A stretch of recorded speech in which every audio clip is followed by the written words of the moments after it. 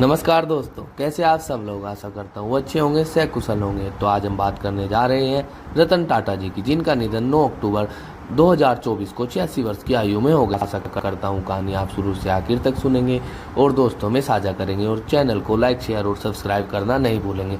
तो बात करते हैं शुरुआती दौर से। रतन टाटा का जन्म 28 दिसंबर 1937 को ब्रिटिश राज के दौरान बॉम्बे अब मुंबई में एक पारसी परिवार में हुआ था।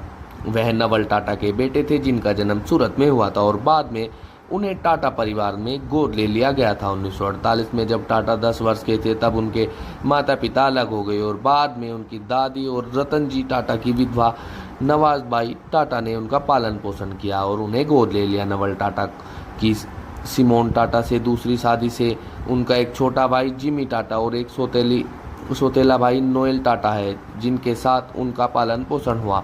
टाटा ने 8वीं कक्षा तक मुंबई के कैंपियन स्कूल में पढ़ाई की। उसके बाद उन्होंने मुंबई में कैथेड्रल और जॉन कैनन स्कूल, शिमला में बिशप कॉटन स्कूल और न्यूयॉर्क शहर में रिवरडेल कंट्री स्कूल में पढ़ाई की, जहां से उन्होंने 1955 में स्नातक की उपाधि प्राप्त की। हाई स्कूल के बाद टाटा कॉर्नेल विश्वविद्यालय गए और वहां से स्नातक की उपाधि प्राप्त की। 1959 में वास्तुकला में स्नातक की डिग्री की।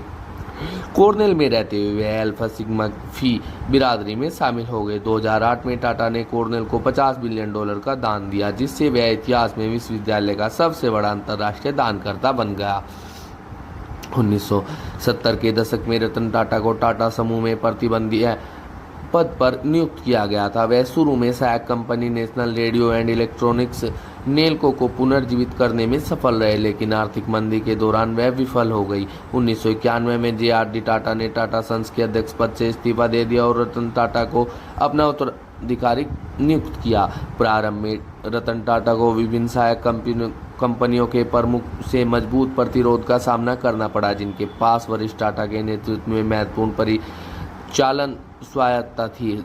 जवाब में रतन टाटा ने शक्ति को मजबूत करने के उद्देश्य से कई नीतियां लागू की, जिनमें सेवानिवृत्ति की आयु में निर्धारित करना, सहायक कंपनियों को सीधे समूह कार्यालय में रिपोर्ट करना और सहायक कंपनियों को टाटा समूह ब्रांड के निर्माण में अपने मुनाफे का योगदान करने की आवश्यकता शामिल थी। रतन टाटा ने नवाचार को प्राथमिकता दी और युवा प्रतिभाओं को नई जिम्मेदारियां सौंपी।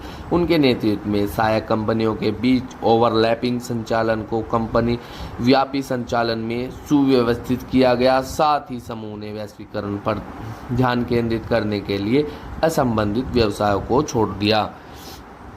21 वर्षों तक टाटा समूह का नेतृत्व करते हुए राजस्व 40 गुना से अधिक और लाभ 50 गुना से अधिक बढ़ गया। जब रतन टाटा ने कंपनी की कमान संभाली तो अधिकांश बिक्री कमोडिटी बिक्री थी, लेकिन उनके कार्यकाल के अंत तक अधिकांश बिक्री ब्रांडों से हुई। उनके नेतृत्व में टाटा टी ने टेटली का अधिग्रहण किया, टाटा मोटर्स ने जगुआर लैंड रोवर का अधिग्रहण किया और टाटा स्टील ने कोरस का अधिग्रहण किया। इन अधिग्रहणों ने टाटा को मुख्य रूप से भारत केंद्रित समूह से एक वैश्विक व्यवसाय में बदल दिया, जिसका 65% से अधिक राजस्व अंतर्राष्ट्रीय परिचालन और बिक्री से आता था। उन्होंने टाटा नैनो कार की अवधारणा भी तैयार की और इसके विकास का नेतृत्व किया, जिससे कारों का औसत भारतीय उपभोक्ता की पहुंच में लाने में मदद मिली। टाटा मोटर्स ने गुजरात के साणंद प्लांट से टिगोर इलेक्ट्रॉनिक वाहनों का पहला बैच शुरू कर दिया, जिसे टाटा ने भारत के इलेक्ट्रॉनिक सपने को तेजी से आगे बढ़ाने वाला बताया है। 75 वर्ष की आयु तक पहुंचने पर रतन टाटा ने 28 दिसंबर 2012 को टाटा समूह में अपनी कार्यकारी भूमिका से इस्तीफा दे दिया। इससे नेतृत्व संकट पैदा हो गया, क्योंकि कंपनी के निदेशक मंडल और कानूनी प्रभाग ने उनके उत्तराधिकारी साइरस मिस्त्री को नियुक्त करने से इनकार कर दिया। टाटा के रिश्तेदार और शाहपुरजी पल्लौंजी समूह के पल्लौंजी मिस्त्री के बेटे, जो टाटा समूह के सबसे बड़े व्यक्तित्व शेयरधारक हैं, 24 अक्टूबर 2016 को साइरस मिस्त्री को टाटा सन्स के चेयरमैन पद से हटा दिया गया और रतन टाटा के अंतरिम चेयरमैन का पद संभाला।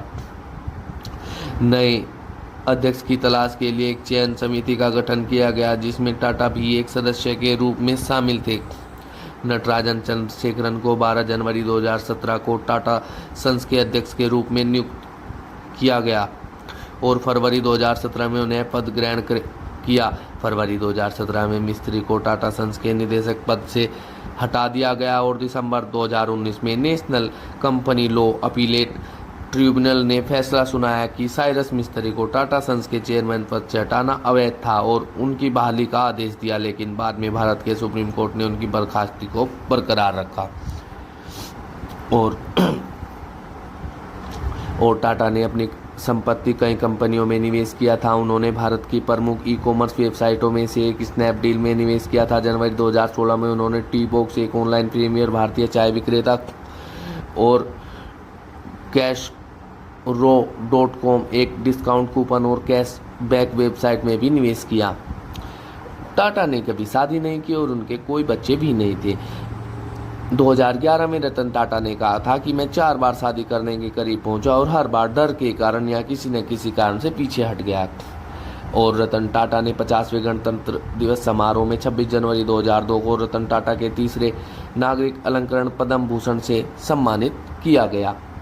उन्हें 26 जनवरी 2008 को भारत के दूसरे सर्वोच्च नागरिक अलंकरण पद्म विभूषण से सम्मानित किया गया। वे NASSCOM.com ग्लोबल लीडरशिप पुरस्कार 2008 प्राप्त करने वालों में से एक थे। पुरस्कार उन्हें 28 जनवरी 2008 को मुंबई में एक समारोह में दिया गया। रतन टाटा ने 2009 में टाटा परिवार की ओर से परोपकार का कार्नेगी पदक प्राप्त किया।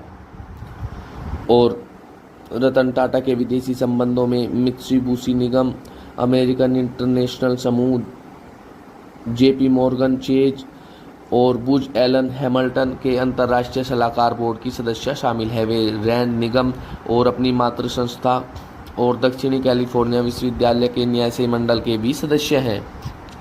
और दोस्तों, उनकी हालत गंभीर थी। उन्हें मुंबई के एक अस्पताल में गहन देखभाल में रखा गया था। टाटा ने 7 अक्टूबर 2024 को कहा था कि वे अपनी उम्र और संबंधित चिकित्सा स्थितियों के कारण नियमित चिकित्सा जांच करवा रहे थे। और टाटा का 9 अक्टूबर 2024 को 86 वर्ष की आयु में मुंबई के ब्रीच कैंडी अस्पताल में निधन हो गया। और दोस्तों, यही थी एक भारत के बड़े बिजनेसमैन की कहानी। आशा करता हूँ आपको अच्छी लगी होगी और आप चैनल को लाइक, शेयर और सब्सक्राइब करना नहीं भूलेंगे। धन्यवाद दोस्तों।